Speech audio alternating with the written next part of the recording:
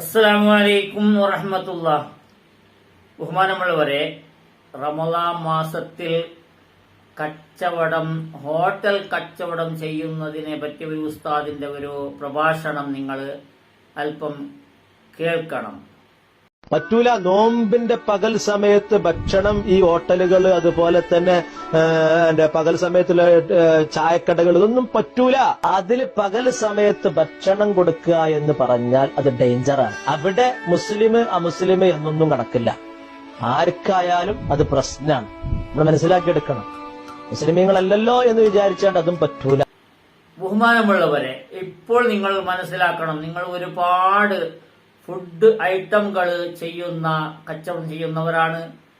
ഒരുപാട് ഫുഡ് ഐറ്റംകൾ അവിടെ കച്ചവടം, ഭക്ഷണം ഉണ്ടാക്കി കൊടുക്കുന്നത് മാത്രമല്ല, ഫുഡ് ഐറ്റം എന്ന് പറഞ്ഞാൽ മൊത്തവും ഫുഡ് ഐറ്റമുകളാണ്.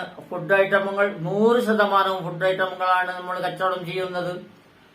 ഇതെല്ലാം നിർത്തിയാൽ റമളാൻ മാസം എന്ന് പറഞ്ഞ് കച്ചവടം നിർത്തണമെന്ന് പറഞ്ഞു കൊടുക്കുന്നത് ശരിയാണോ? ഇതിനെ ഒരു നല്ലൊരു വിശ്വാസി, അള്ളാഹുവിന്റെ വിശ്വാസി എന്ന് ഞാൻ പറയുന്നില്ല, നല്ലൊരു തലപ്പാവുകാരന്റെ, നല്ലൊരു ഉസ്താദ് പറഞ്ഞതാണ് ശരിയെന്ന് വിശ്വസിച്ച് അവൻ കച്ചവടം ഒരു മാസം പൂട്ടിയാൽ പിന്നെ റമളാൻ കഴിഞ്ഞതിന് ശേഷം ആ കടയിലേക്ക് പോയി കച്ചവടം ചെയ്യാൻ കഴിയുമോ? അതാണ് ഇവിടെ ചിന്തിക്കേണ്ടത്. ഇവിടെ ഹോട്ടൽ കച്ചവടം മാത്രമാണോ ഭക്ഷണത്തിന്റെ കച്ചവടം? എത്ര സാധനങ്ങളാണ്, ഫുഡ് ഐറ്റങ്ങളാണ് വരുന്നതും പാക്കിംഗ് ചെയ്യുന്നതും ലോഡും അൺലോഡും എല്ലാം എല്ലാ കടകളിലേക്കും എത്തിക്കുന്നതും, പാനീയങ്ങളും ഫുഡ് ഐറ്റമുകളും ബിസ്ക്കറ്റുകളും എല്ലാം മൊത്തം ഇത് എല്ലാം ഭക്ഷണമാണ്. അദ്ദേഹം ചെയ്യുന്ന ഒരു പാവപ്പെട്ട ഒരാൾ ചെയ്യുന്ന ഒരു ഹോട്ടൽ, അതല്ലെങ്കിൽ വലിയ ധനികനായ ഒരു ആൾ ചെയ്യുന്ന ഒരു കച്ചവടം, ആ ധനികനായാൽ അത്ര ലക്ഷങ്ങൾ കോടികൾ മുടക്കി ഹോട്ടൽ ചെയ്യുന്നു.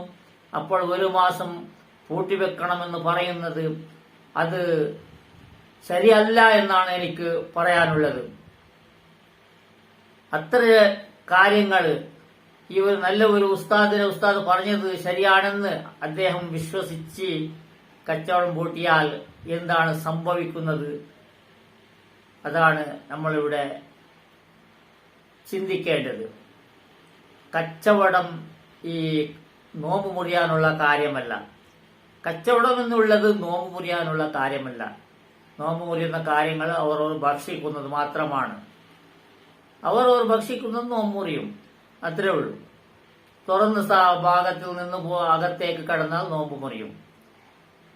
അതല്ലാതെ അദ്ദേഹം കച്ചവടം ചെയ്യുന്നത് കൊണ്ട്, ഭക്ഷണം ഉണ്ടാക്കുന്നത് കൊണ്ട് അത് ഹറാം എന്ന് പറഞ്ഞാൽ വീട്ടിൽ ഭക്ഷണം ഉണ്ടാക്കുന്നു, അതിനെ ഉണ്ടാക്കി മറ്റുള്ളവർക്ക് കൊടുക്കാൻ പാടില്ല എന്ന് മാത്രമാണ്. ഈ ഹോട്ടലിൽ കുറച്ച് ചോറോ അതല്ലെങ്കിൽ ചോറ് കറി അതല്ലെങ്കിൽ ചായ ഇതുപോലത്തെ മാത്രം ഹറാമാക്കി മറ്റുള്ള ഒരുപാട് ഫുഡ് ഐറ്റംസുകൾ ഉണ്ടല്ലോ, അതെല്ലാം നിർത്തേണ്ടതല്ലേ?